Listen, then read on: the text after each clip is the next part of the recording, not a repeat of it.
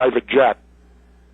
Wow. Well, traveling private jet's not bad, but it sucks that you're not available. They've taken away your ability to shop around and save money. And not only that, it could destroy the TV show, because they obviously don't fly me in a private jet on the TV show Conspiracy Theory, and so if I can't fly around to places, it could spell the doom to the show. Oh, that would be very, very bad. That show is incredible. It's really woken up more people than I know. That's why I'm bringing a lawsuit, and it should get in front of a federal judge by this summer, and we'll see how he rules. And then maybe the government will settle. And you know what? The interesting thing about it is this: I'm suing under the Fourth Amendment of the Constitution, which is reasonable search and seizure, and I'm saying that it's not reasonable to believe Jesse Ventura is a threat. I've been a mayor, I've been a governor, I'm a 6-year Navy veteran, and I've been flying for 30 years. Now, it's also arbitrary, because guess what? The Speaker of the House isn't subjected to any of it.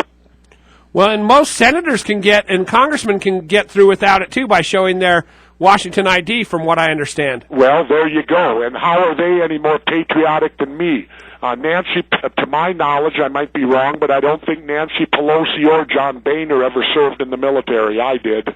Well, and not only that, but you're patriotic in the sense of, like, you're sticking your neck out to dissent and to really push the pro-American ideals that seem to be under attack. I mean, you don't get more patriotic than that. Yeah, but you may say that's patriotic. The status quo might call me a terrorist. Well, and you know what's funny about that is you mentioned Pelosi. She don't even fly commercial. She forces the military to fly her on their planes wherever she wants to go, whether it's an hour away or whether it's Washington. There you go. So that's amazing. Well, wasn't it interesting too, that little tidbit? Are you aware that right before 9/11, that Attorney General John Ashcroft quit flying public aircraft and went to private aircraft 2 months before 9/11? Oh, wow. Yeah. I guess that's just circumstantial. Well, that's what they're going to call it. Exactly. Always remember what Colonel Fletcher Prouty said. Nothing just happens. Everything is planned. Well, and I agree with you. Now, Governor, you'd probably be excited at what we're doing here at Buyback America Radio. I rewrote the Declaration of Independence, and we call it the Declaration of Restoration, stating that and I give final notice to our government that we're going to start holding them to honor, integrity, and ethics, and to restore our country to its greatness, and we're not going to tolerate it anymore. We're traveling on a 33-city bus tour, filming a documentary this summer to deliver it to Washington, D.C. I don't think we can fix Washington. We don't have the money to do that. I can't battle. But we're having Americans sign up everywhere. We just got out of the producing room. We filmed a video. I'm going to send this to your publicist. I'd like your opinion on it. Sure. We can, though. You know the simple thing, all we got to do? What's that? It's as simple as the nose on your face. All we've got to do is the next election get the majority of the United States of America to stop voting for Democrats and Republicans. Vote for anyone but them.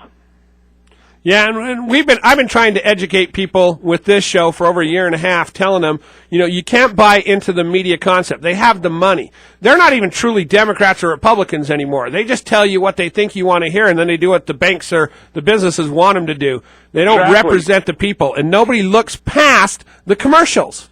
Yep. No, exactly. If you go to the Democratic or Republican conventions, you'll find the same corporate lobbyists paying off at both of them. So what do they care for? They win either way. So, Jesse, before the show we were talking, we have a mutual friend in Billy Robinson, which I thought was really cool. It's interesting because, and maybe it has to do with the business, kind of, presenting one thing and then, it's kind of stuff going on behind the scenes. Another big name is in the WWE that has these pro-liberty ideas is Glenn Jacobs. Kane, do you know him very well? I've met him briefly, but I don't know him well at all. Man, you guys, you could scare the bejesus out of people if you teamed up for liberty. You're both like giant, strong, powerful, well thought out individuals. I think that would be a tag team that would be unstoppable. But you were mentioning too before we got on here that you're launching a new website in addition to the book.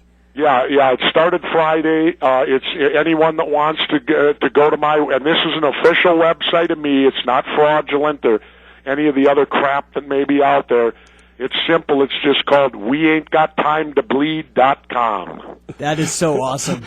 That's a good name. I didn't hear that because you were talking to Jake, but so that one is officially yours. Yeah, officially Jesse Ventura. The official Jesse Ventura website is weaintgottimetobleed.com. Which, of course, is a reference to one of the... And you can go to it today because it was up and running yesterday for the first day. And the site, obviously, being a reference to one of the coolest movies ever, your line in Predator, which is just so cool. Yeah, well, that's where we took it from. We just changed the I to a we. And you also are on Facebook. Social media is huge, Governor, and you have, if you just go to facebook.com and use the /63 documents the government doesn't want you to read, they can get all this information on this book and the book tour you're on. Sure. That's a simple one. I'm going to ask you this question because I've been saying we don't have the resources, the time. Our country can't even provide for the citizens we have, and then the Middle East is imploding on itself. We shouldn't be in Libya. We don't even know who these people in Libya are. You know, I love our soldiers. Our men and women go anywhere they're asked, and they'll make the ultimate sacrifice for very little money, very little, pats on the back. They're not looking for that. They're patriots. But we send these people overseas, and, you might have a different opinion than me, but we don't give them the ability to just go in, get the job done, and come home. We use them as pawns on a chessboard, and we're scattered all over the world, and we don't need to be there. Absolutely. In fact, I would tell you this. If I became president of the United States, one of my first things would be to close down every foreign base that we're in and bring them all home. I agree with you there. I mean, I think because who made us the policemen of the world? Nobody, and I don't think it was in any... I've read tons of books from our founding fathers. I read their own autobiographies, and their whole precept was to stay out of foreign affairs and worry about our country and making us great. And I tell people all the time, compassion is great. I'm a compassionate people. Most people in America are compassionate. But if we destroy ourselves and we have nothing left to give, you can't be compassionate because you have nothing to give. Well, let me tell you this. I live out of the country now half the year, and I've been out of the country a great deal in my career at times. And there used to be that around the world they looked at the United States on a pedestal. They looked at the United States as hope. Well, not today. Around the world now, especially in like third world countries, they look at us with fear. Fear that if they cross us, we will invade them, overthrow their government, and occupy them. When I was down in Mexico, you know what the most popular T-shirt was a couple years ago? I saw multiple young Mexican kids wearing it. You know what it was? Oh, vote Obama. No, it showed a photo of George Bush, and underneath it had his face, and underneath it said, "Weapon of Mass Destruction." Oh, really? Oh, yeah, absolutely. And this was down in Mexico. Weapon of mass destruction. See, we're now looked at as a bully. We're now looked at as... Well, and in fact, let's tie it into my book. This book, when I did it, you know what scared me the most about doing this book? What was that? Was I could take the majority of these documents in the book and I could change them. Instead of United States documents, I could change it to Nazi, and it would work. Yeah, that's scary. Because if you look back in the late 40s, do you know what we did in Guatemala? We went down there and infected 200 to 300 street people with syphilis to see if penicillin would work.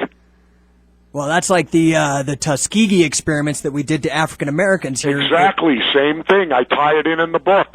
And you know, and it just goes on and on. I mean, one of the most shocking documents to me was this one. The CIA's Guide to Assassinations. Yeah, I read that in your book, too. I mean, excuse me.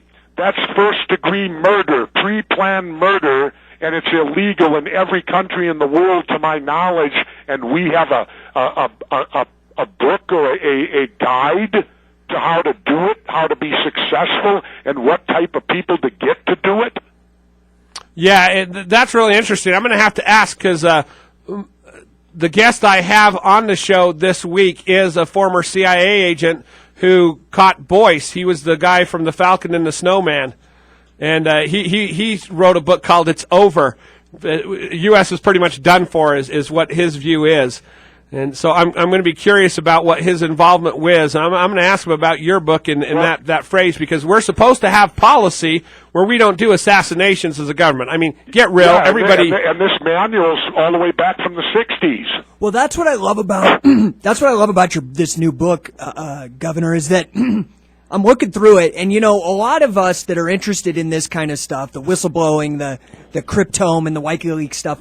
What's great about your book is it's almost like a survey of history, because it is easier to find some of the older documents like the MK Ultra documents and things like that. But you have it going all the way up to Guantanamo. I mean, it's really an updated book on all these kind of surreptitious documents. Oh, yeah. And like I said, you could attribute the majority of these documents to Nazi, and it would fit. And now let me also make a statement, though, to cover this. There are a lot of great people in government. There are a lot of dedicated, hard-working, true American patriots that work in our government. But there is also part of our government that is evil. And I don't care what anybody says. The United States, we're on some sort of ego trip that we somehow don't have an evil government or can't have one. And I got news for you. We do. Well, like any organization that tends to have kind of, paramilitary organization, the commands come from the top down. So there could be really heroic people with lots of integrity, but if they're down the command chain, it doesn't matter. Exactly. Like, if you notice in the book, too, I dedicated the book to Congressman Ron Paul. Yep, my biggest hero right now. I did that, not only do I admire him, but I did that because of what he did with WikiLeaks. The speech he made on the floor of Congress, where he stated that nobody's died from WikiLeaks, but how many people have died from the trumped-up intelligence and the lying in the Iraq War. Or Operation, like what you were mentioning with Northwoods. And then he followed it with what I consider the most important part of it was this. He said, in a supposed free country, when telling the truth means you can get charged with treason, we're hurting. And then let me follow that up. What kind of people do we have that want to be president of this country that can be so damn stupid? Sarah Palin, you go down the list of all of them. Sarah Palin, let me open it up here so I don't miss any of these jokers. All of them, you go down the list. Sarah Palin, Hillary Clinton, Newt Gingrich, Mike Huckabee, Joe Biden, all these people demanding that Julian Assange be charged with treason. How stupid are these people that want to be president because he is not a U.S. citizen? You can't charge a foreigner with treason. I mean, he's an Australian who runs his website out of Switzerland. And these people are demanding he be charged with treason.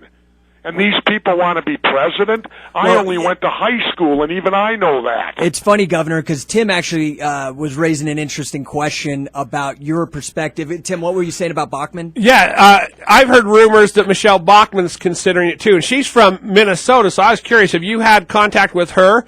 I do better than that. She's my congresswoman. Oh, really? I live in her district. So what's your perspective on her? Well, to me, she ain't presidential material, I'll tell you that. Well, how is she as a congresswoman? Well, I'll tell you, she was very respectful, believe it or not. When I got out of office, I moved into her district, not by choice, but me and my wife found the home. We were moving anyway off my ranch because they were taxing me out of it. And my wife's physical